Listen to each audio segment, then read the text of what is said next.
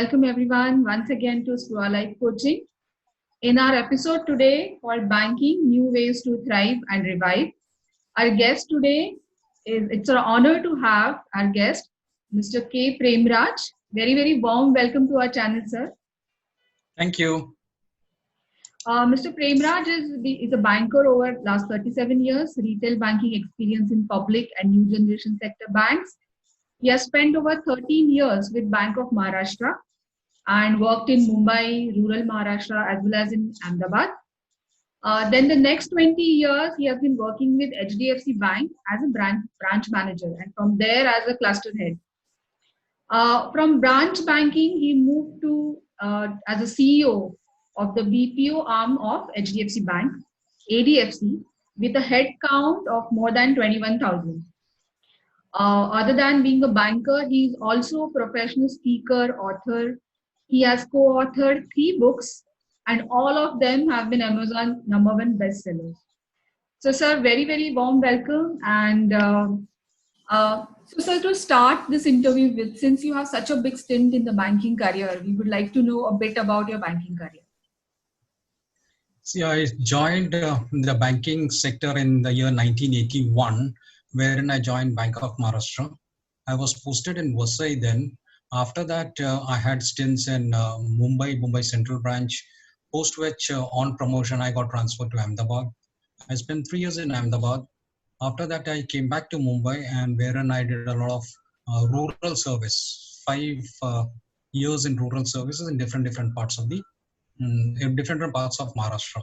Normally, people say rural posting, people consider rural posting as a punishment posting. But in my case, I would say this was one of the most enjoyable periods of my life, because I came to know not what banking is, but what banking can do for the rural people. So after that, after 5 years in rural, I was transferred to our corporate office in Thane, post which I thought it is time to move on. I had already spent 17 years in Bank of Maharashtra. And this was a time when new generation private sector banks were making their presence felt in the country. They started operating from 1994. So in December 1998, I got an opportunity to work in HDFC Bank. And my first posting in HDFC Bank was in the flagship branch of the country, Nariman Point. I was a branch manager of Nariman Point. After that, there was a problem in one of the bigger branches in the country, where they had operational problems. So I asked to take care of those. So then I got transferred from there, and I came to this branch, Warsaw. Then in a couple of years, due to the work that I had done, I got elevated to becoming a cluster head. And as cluster head, I had a class any time between 13 to 19 branches were reporting to me. And in about 3 years, I've handled clusters in South Mumbai, in Navi Mumbai, and the central side. After that, in 2008, when the merger of HDFC Bank with Centurion Bank and Lord Krishna happened, I was requested if I would go to Kerala to help in the merger process. Lord Krishna had 91 branches, and my job was to ensure that these branches assimilated into HDFC Bank. So half the state was given to me, and I ensured that it happened. I stayed in Kerala for 6 years. After that, in 2014, I came back to Mumbai, but this time as the CEO of the group company of HDFC Bank. HDFC Bank had a BPO, ADFC. I was the CEO of that company with a headcount of 21,000. And whatever I've learned in banking, now post my career, I want to give it back to the society. I want to share the experiences that I've had with the general public. That is what I plan to do post my banking life. Wow, what a journey, sir. Amazing. I mean, you are one of those people who can be an inspiration for so many, because 17 years and 20 years with one organization, I mean, itself is an achievement. So that's what I plan to do. That's whether to keynote addresses or trainings in specialized fields is what I am planning to do and what I'm aspiring to do, especially in the soft skills areas, and to motivate people to do better. Yeah, that is amazing, sir. Yeah. So, sir, now, everybody is aware what's happening because of the pandemic in every area.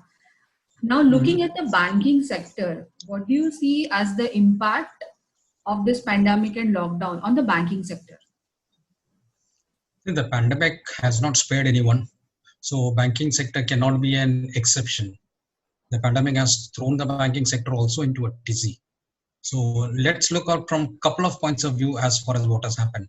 One, from the loan point of view, people who had taken loans. Because of the pandemic, people who had taken loans were finding it difficult to service those loans. So the government, in conjunction with the Reserve Bank of India, asked for loans to be, the repayments of the loan to be deferred for some time. So that is what is called as a moratorium. So moratorium, first it was given for a couple of months, then it was extended up to the 31st of August. Post which, now though there is no moratorium, the people who cannot pay the loans have been given an assurance that their loans will be restructured so that they can pay after some time. But what's happening is, because the people are not paying these loans, the interest amount, the interest which is the profit for the bank, the earnings for the bank, that is not coming, which is putting the balance sheet of the banks into a tizzy. And there is also a clamor wherein this moratorium for this moratorium period, people are saying interest also should not be charged, which I don't think is right. Moratorium, fine, you're deferring the payment, but the interest part, the bank has already given you the funds. So seeking the interest should not be levied on this moratorium, I feel is not right. And a lot of people feel the same way, because one, if you look at it, only 40% of the borrowers had asked for this waiver, this moratorium.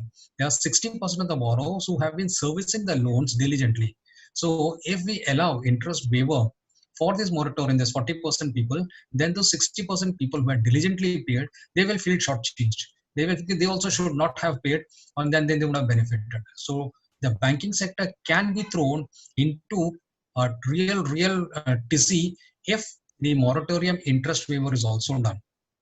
Because if the bank doesn't get money from the loan that they have given, how will they pay the depositors?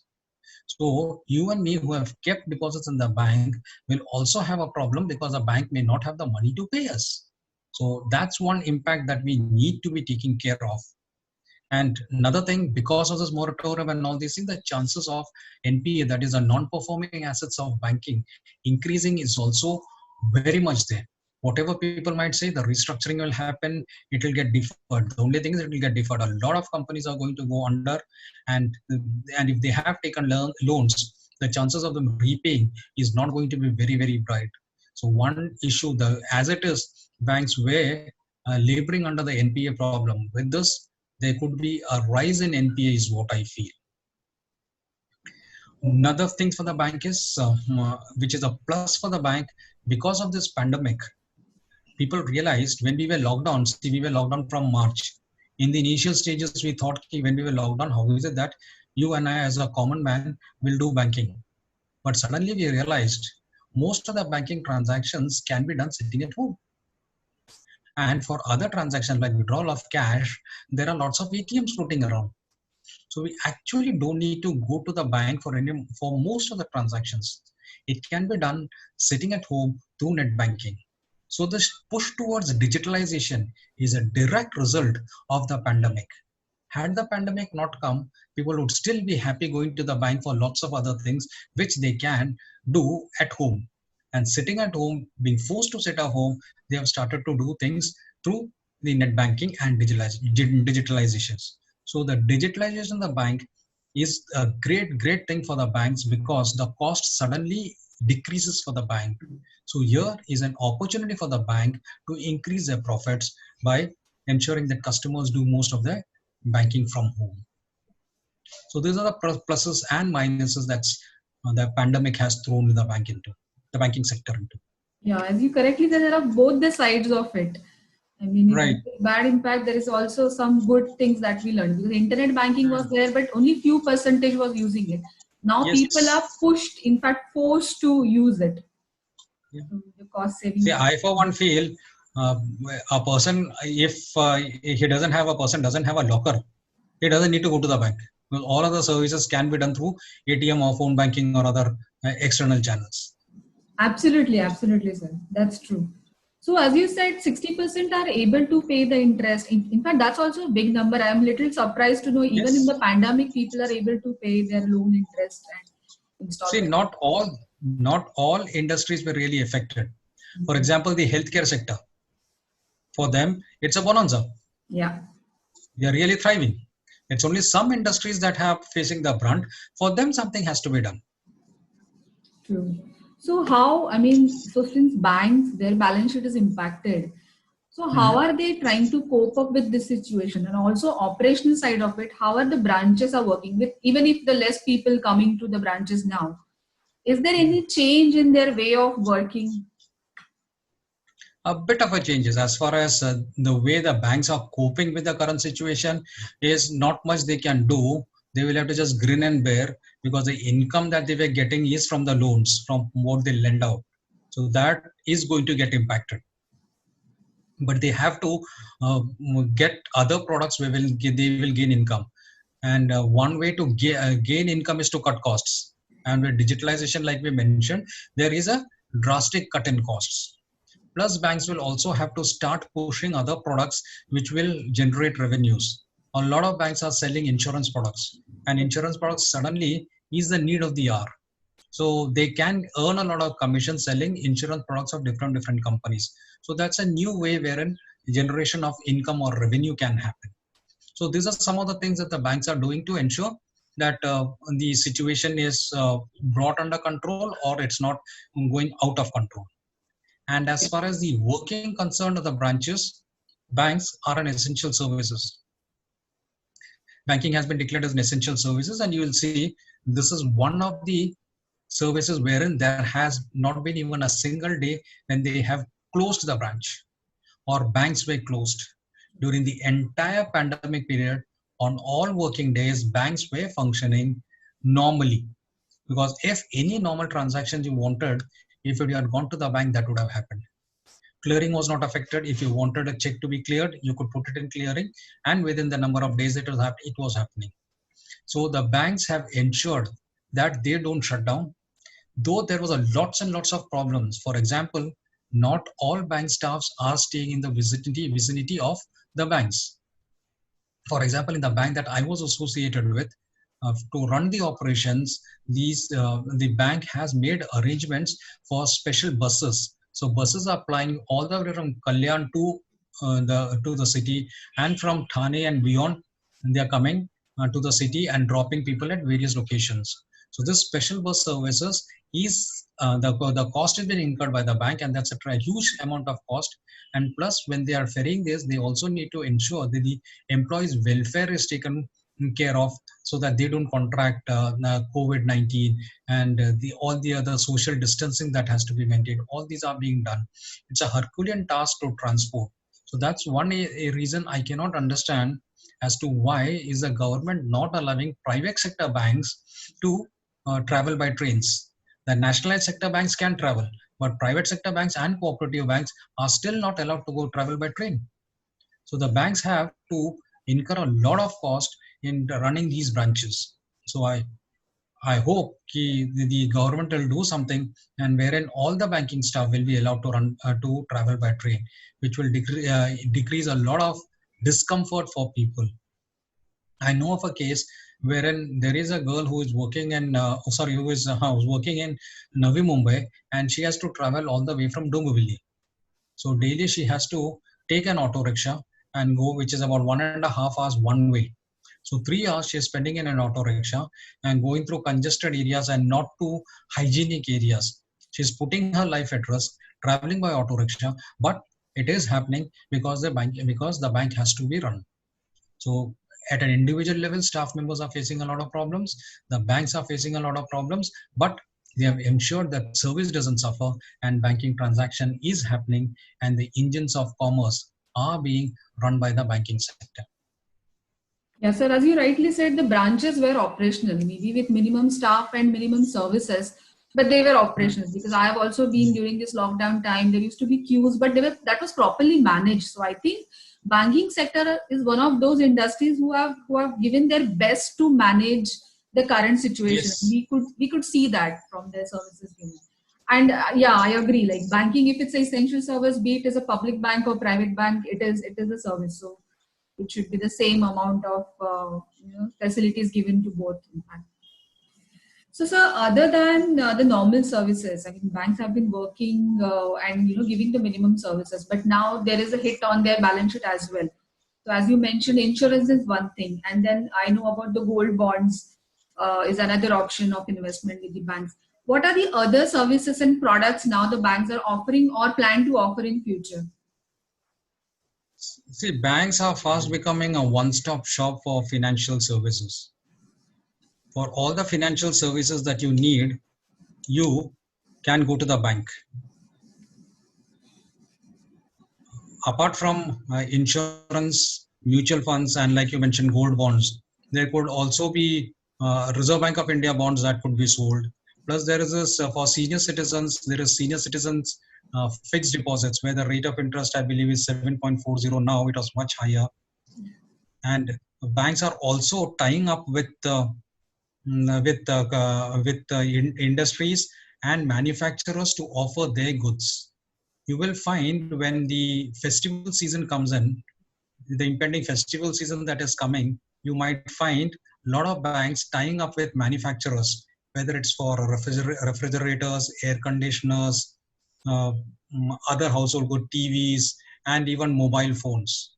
So they will get into an arrangement with these manufacturers and say, if you use XYZ bank credit card, you get 5% discount, 10% discount, or cashback, or other arrangements. So these tie-ups will ensure the product gets pushed and the banks get income from this. There will be some passback from the manufacturer that the banks might be getting, which will help them shore up their bottom line.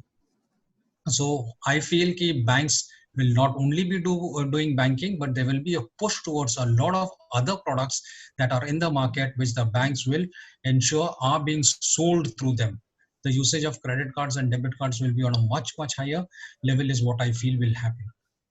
And like you That mentioned, the gold bonds are also there, and there will be other new things that might come on the anvil. I think that's very interesting what you mentioned. So I was not aware about tying up with manufacturer with respect to the goods. So that is going to be very helpful even for the customers. And this is, I can see a big transition even for the banking sector. From giving the traditional services and products to a broader now, broader things, broader Hmm. city kind of a thing portfolio for them. So that is, I think, the good impact of the pandemic. We can say what is happening Yes. right now. And even if this pandemic had not happened, these things would have happened, say, 4 5 years down the line. What's really happened is that pandemic has fast forwarded this to now rather than Yes, in the future. that's true. Very true. And so now coming to the services, you have worked with Bank of Maharashtra, HD and HDFC, ADFC for such a long time. Hmm. Generally, what we have seen or what people have been saying is the service in the public sector bank is not very good as compared to the private sector banks. Now, you have Hmm. spent such a long time in banking sector and observing both sectors. What do you think? What can be done about it to improve the services? When you look at the public sector banks, one thing is the staff members are assured of their jobs. They don't have any targets or business responsibilities. All they need to do is service the customers is what is expected. And even if they don't give service to the customer, what happens? Their job is not impacted. Plus, you find in public sector banks, the promotion from a peon to a clerk happens. So whenever this promotion happens, they are put in a position wherein they have to face customers. Those are some of the easiest jobs to do. So these people, because they were peons, their tendency may not have changed. Again, with the clericals, the clerks also, the clerical tendency, I will do only what I have to do or what is mandated of me or what I feel like. So customer service, if there is anything that has to be uh, gone a bit away from what has been the rule, going out of the box to do something for the customer, these things normally don't happen in a nationalized bank. That is the culture that has been there in the nationalized bank for the last, say, from nationalization for the last 50 years. Unless that culture of serving comes in, I don't think the customer service will improve. Compare that with a private sector bank. private sector bank, the staff members are empowered to go out of the way to ensure that the customers' needs are fulfilled. And because of this is the reason why people find customers find customer service in private sector bank is much higher. And another thing, what can be done, I personally feel is it is just a mind flex or a mind change that needs to come. These people in the private sector banks or the public sector banks, especially take the public sector banks. The public sector bank know what their jobs is, know a lot about banking. All that they need to know, all that they need to do is to be a bit customer centric, and that has to be taught to them. No one has really taught them these things. And when training happens, the training is normally only job related training. I would suggest if this behavioral training is also given to them, if they are put in classrooms, training sessions for half a day or one day, wherein these things are explained to them, the importance of behavioral training, wherein the customer service things are really pointed out, how it is impacting their image, how it is impacting their business. Because if you are at the wrong end of a customer service, you will find customers leaving the bank, and that is what is happening. Now, if you look at the percentage of business that the public sector bank has, is much lesser than what it was 20 years ago. So these public sector banks are losing business because of customer service. So if these people are put into training sessions, and I would suggest instead of being trained by the regular bank staff, if private trainers, like there are lots of professional trainers around there who are doing soft skill training, if it was given to them, if this training was given to these firms who are doing soft skill training, they would do a great job in moving the mindset of these people. Because trust me, these people are good. They know their jobs. Only their mindset needs to be changed. Once that happens, you will see the public sector bank service also increasing. Yeah. You're rightly said, sir. So every coin has two sides. So if the public Right. sector, they are good in knowledge, and but their service part probably and business they are not so good at it. And then look at the other side, wherein the private sector is good at doing business, but probably they have more of attrition. Yes, yes. Attrition is because most of the private sector banks have targets, and most of these targets, business targets, are quite challenging. Yeah. And a new person comes into a system here where there are targets, and these are sales targets. The bank, most of the new generation private sector banks earn money out of the products that they sell. Mm. And these products could be insurance, could be mutual fund, could be loans, and a lot of other things. There are things that can be sold. So on a daily basis, what happens if you're a frontline staff in a bank, you have X target to be done. That would be, a bank might be selling anything between 30 to 40 products. So of which you might be expected to sell at least half a dozen products every day. And mind me, these targets are on a daily basis. And apart from this, there will also be revenue targets. You need to earn this much money for the bank. There will be monthly targets which are broken up into weekly and daily targets. So this pressure of targets is always there on staff members. And when there is pressure on these targets, who puts the pressure? It will be the immediate supervisor or the branch manager. So the branch manager himself is carrying these targets. So when the branch manager is carrying the targets, who will accomplish his targets? The people below him. So he'll be putting pressure on his subordinates, and the subordinates might crack under the pressure. If they cannot deliver 1 month, 2 months, the bank might wink at it or give them an opportunity. But if the sales targets are not met, say continuously for a couple of months, there will be a lot of pressure on the staff members to deliver, or then they might be eased out of the system. Hiring and firing is very rampant in private sector banks because of the sales culture. And another important feature of the attrition is the middle management. Middle management of the branch manager at the bank, at the branch level, the branch manager and below. Many of these people are not too matured. And this might be the first time that they are managing teams of people. So when that maturity is not there, and when there are sales targets, when there is pressure from top, they don't have the maturity to deal with their staff members with empathy and compassion. Because I feel if empathy and compassion, you deal with staff members below you, they will go and deliver. They might not deliver for a month or two, but over a period of time, with empathy and compassion, you will find there is a turnaround.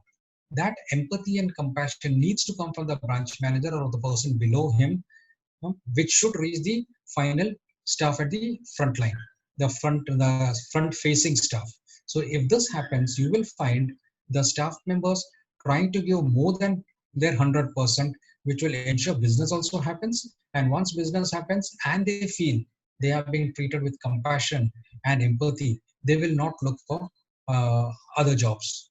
Unfortunately, that is not happening in our branches and in the banks, due to which we find these public sector banks, again, when compared to public sector banks, the private sector banks are having a huge problem with attrition. And this attrition, there is something called relationship managers. The relationship managers are people who handle high net worth customers. And this attrition is more in this segment because these are the people who carry the bigger targets. And if it doesn't happen, they get royally rogered and then they start looking for um, brighter pasture, looking for a way out, they quit and go. So we need to see more empathy, compassion coming in if we are to retain staff members, is my feeling. And where managers have been empathetic and dealt with the compassion and have dealt staff members with compassion, you will find business also happening and retention getting controlled. Right, sir. As you said, like I have seen in the nationalized bank where I have account, I see the same staff for years. Yeah. And the way they talk to you, it's completely different. So I hardly visit the private sector bank I have account in, and where they're more aggressive about sale, be it their insurance, their products or cards, etc. Wherein I don't see that much amount of aggression when I see it in the nationalized bank. So I think both will have to take something or learn from each other and have at a balanced level, hopefully. Yes, yes.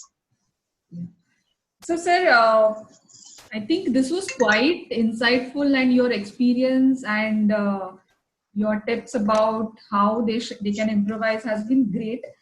Uh, Before we end this interview, is there anything you would like to share, with the people who are now probably scared to, put their money in the bank, thinking that the rate of interest is low, or FD interest is low? What would be your message, being in the banking sector for such a long time, for the investors? See, my sincere advice: one, if you don't have the knowledge and the acumen to deal with the money that you have, please go to a professional money manager. There are lots of professional money managers who will guide you. Or if you don't want to go to them, ensure that you don't put all your eggs in one basket. You need to have asset allocation in different sectors. For example, don't put all your money only in a bank fixed deposit. Though it might be safe, if it is not a public sector bank, your money is only safe to the extent of 5 lakhs. Because if something happens to the bank, your money over 5 lakhs, you may not get. So my advice is park your money in different banks or in different products. The different products that I can talk about is, one is have a bit of your investments in the stock market, depending on the age and the risk appetite that you have. The stock market is a risky proposition, but if you are smart enough, if you invest only in blue chips, or if you go through the mutual fund routes, you will find your risk is sorry, your risk is negated. But please don't put too much money in the equities. You need to put that only according to the risk appetite. Plus, then there is say land.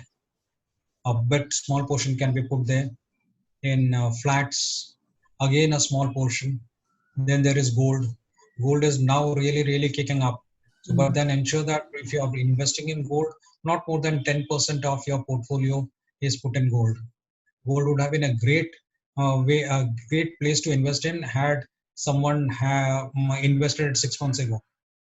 Because in the last 6 months, gold has appreciated by something like 40%. It was what? I think the maximum it has gone up to last month was on 52,200. And we started the year what at 35,000 odd. So if someone had invested in 2019 at 35,000 levels in August, it was 55,000.